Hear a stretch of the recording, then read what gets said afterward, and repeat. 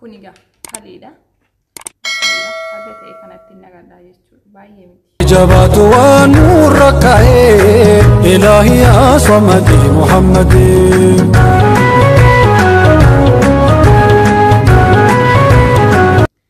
السلام عليكم ورحمة الله وبركاته. شما كبجم تطرفتو تكيا كمنا جرتو سنين جيتشا وروني متان كيسان فرفوري يمكن نياتا داداتين اسين اوكسيسو في سنگوبو فرماتا باية بريدا تايتا كيسنيب كبادة دفنجرا ماريغا وانتون دو نبراجرا ولينو جنني لالا جيتشولا wanni kuni waanuma gatii salphaa yookiin immoo haaluma salphaatiin mana keessatti argachuu dandeenyudha. Taabiillee hin qabu. Waan kana akkamitti fayyadamtee yookiin immoo fayyadama isaa maaliin barte jechuun keessaniin oolu. Niitii kootu mucaa isheetu mataan ishee nyaataa qaba ture. Baay'ee hoosisaa jechuudha. Yeroo hundumaa akkas gooti. Sana booddee kana yeroo hundumaa akkas godhiiti mucaa kee rifeensa isheetti godhiif naan jettee jechuudha. Anillee akkasuma yeroo takka mataan kee na gubana oksisaa ture. Mucaa ishee irraa nyaattus ta'ee oksisuu waan kamiinuu irraa dhaabe jechuudha. Sana booddee ofii kiyyaas fayyadamuu eegale. Torbee tokko osoo hin taane guyyaa 2-3 keessatti waan kana akka isheen mucaa ishee hojjedhu naan jettetti rifeensa kiyyaaf fayyadame. Baay'ee tokko bu'aa bareedaa qaba wallahi. Kana dura nama fayyadamu argee hin beeku. Nama kamirratti argee hin beeku jechuudha. Garuu amma gahan fayyadamee ilaalu baay'ee takka bareedaadha. Rifeensi keenya osoo yeroo hundumaa qulqullina isaa eegnu shaambootiin miicinu irra deddeebinee osoo shaaworii gallu yeroo inni itti nu hoosisu jira jechuudha. Yeroo inni itti nu gubu jira baqa. Kanaaf furmaata baay'ee bareedaadha. Waan baay'ee nun gaafatu na bira jira wanti kun hunduu isinitti agarsiisaa akkaataa itti fayyadama isaas. Rifeensi tokkoffaa injiraan kan qabu jira, forforii kan qabu jira, akkasuma ciniinna wanti adiin takka jirti kan neetii koo mucaan neetii kooti forforii qaba ture. Forforii fi akkasuma nyaattuu ishee adaadii sana qabdi turte jechuudha. Cinii jennaan nuti afaan keenyaan nyaattuu ishee adaadii sana qabdi turte. Ija kootiin keessatti argaan ture wallahi. Mucaa kana rifeensa ishee keessaan bahu osoo irraa murmurtee kan biraan biqiluu fedhe yaadaan ture garuu isheetti nimne garuu isheen garaa bal'atteetuma waan kanaan gizee irra deddeebite waan baay'ee bitaa turte waan forforii balleessu wallahi suma sirri waan baay'ee bitaa turte garuu fayyaduu hin dandeenye wanti hunda inni kun akka gaariitti mucaa ishee irraa nyaataa yookiin forforii akka gaariitti rifeensa ishee keessaa qulqulleesse. Ani nyaattuun qabu garuu forforii gizee takka nan qaban ture waan kana fayyadamee sirriitti na gargaaree jira. Marreega hiriyoonni keenyas irraa fayyadaman jedheetiin yaada isiniif fidee dhufee akka irraa fayyadamtan shakkii takka hin qabu. Yeroo baay'ee yeroo forforii nu gubu leemunii fayyadamna gariin keenya. Leemunii baay'ee guba garuu guyyaa 2-3 fi akkasitti hin deebinee godha. Guyyaa 2-3 xiqqoo ishee haara galfata. Isa booddee deebi'ee dhufaa jechuudha. Leemunii yeroo mataa kan kee rifeensa kan kee forforii abaasu jettee yeroo leemunii itti dibdaan fayyadamaan ture. Lagizeef malee cirii keessaan balleessu. Anaaf akkas ture. Tarii isiniif immoo akka ture hin beeku warroonni fayyadamtanii argitan.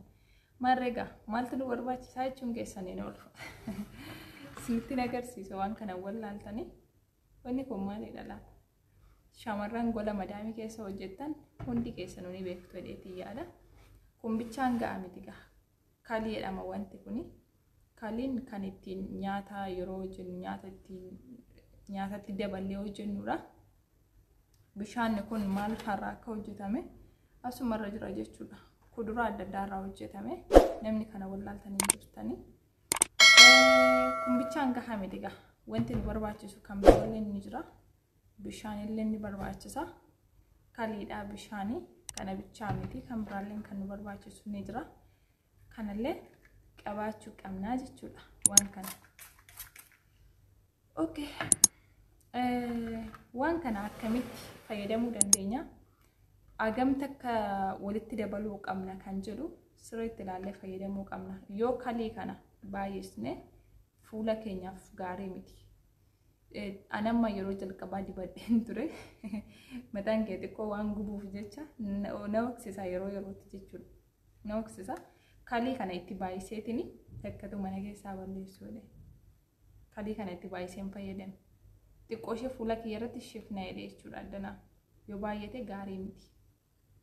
Akkasuma immoo yeroo kalii yeroo egaa hiriyoota kiyyaa duraan dursa waan akkasii qopheeffachuu qabna. Erga waan akkasii qopheeffannee booddee maal goona kalii kana itti naqannaa jechuudha. Baay'ee miti. Bismillah.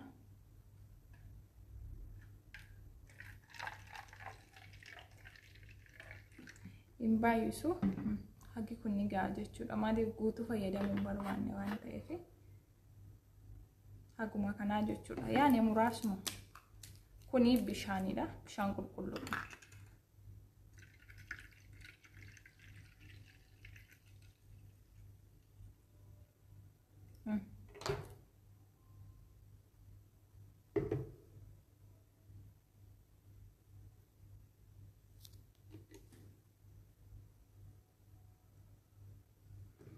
Egaa kun akkuma argitanii bishaanis kaliis asitti waliin makeetiin jira dhiifama.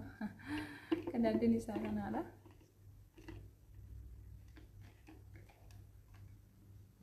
Kana booddee maal gochuu qabna? Wallaahi jijjiirama isaanii argitu. Anduratti ofii kiyyaan beekun ture. Qaallittiin kiyya mucaa ishee baay'ee mataan ishee oksisaa akkasuma nyaattu adaadii sana qabdi. Osoo irraa murteeffaa hidhee yaadaa turen. Garuu irraa murree isheen mataa miiccinnee kaanee bishaan irraa goggogsine mataa keenyatti akkas godhannaa jechuudha.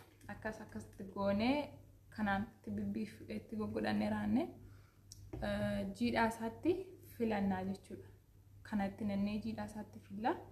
Yeroo baay'ee yoo akkas jettanitti dibatta wayyaa akka bishaan isaa fuula keessan irra hin dhufne yoo dhufe somaan godhana. Yeroo baay'ee fuula koorra dhufaa ture. Garuu yeroo jalqabaa kaliitti baay'ise. Kaliitti baay'isanii baay'ee ofitti baay'iseellee ofitti naqee addana koora xiqqoo shifna godhee ture narra hin jiru garuu akkuma isinitti baay'istanii wanta akka isin hin mudannee fidha kanan akkasiin kaliitti hin baay'isne isinitti himaa jiru. Fooliin isaa ina jaa'u silas kaliin ina jaa'u gaafa mataan keessan qoru fooliin isaa irraa badaa jechuudha. Osuma yeroo jiidhaa ta'u fooliin isinitti dhufu jiraate fooliin kalii jechuudha. Gaafa qoru isinirraa badaa jechuudha. Marreega kaliin dawaa forforii fi nyaattu isa oriijinaala ta'ee biratti argamee jira jechuudha. Hiriyoonni koo hundi keessanuu akka irraa fayyadamtan hedduu takka abdii qabaa irraa fayyadamaadha. Warri mataan keessan isin oksisu, warri mataan keessan isin gubu. Osuma shaamboo miicannoo osuma qulqulleessinu yeroo inni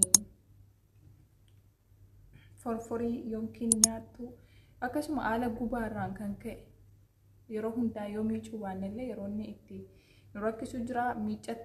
Miicattanii qofaa osoo hin taane warroonni amma ammaa rifeensa keessanii miicinellee galgala itti biiffattaniitu maraaftu jechuudha. Galgala xiqqoo itti goggodhattanii mataa keessan filtanii raftu.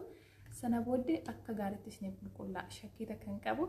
Irraa fayyadamaa isiniin jedhamaa regaa viidiyoo kee laayik, sheer, subscribe gochuun nu jajjabeessaa isiniin jenna. Wantoota rifeensa keenyaaf barbaachisaa ta'ee waan ofii kiyyaaf fayyadamee arge waan qabatamaa ta'e qofaa akka isiniif dhiyeessu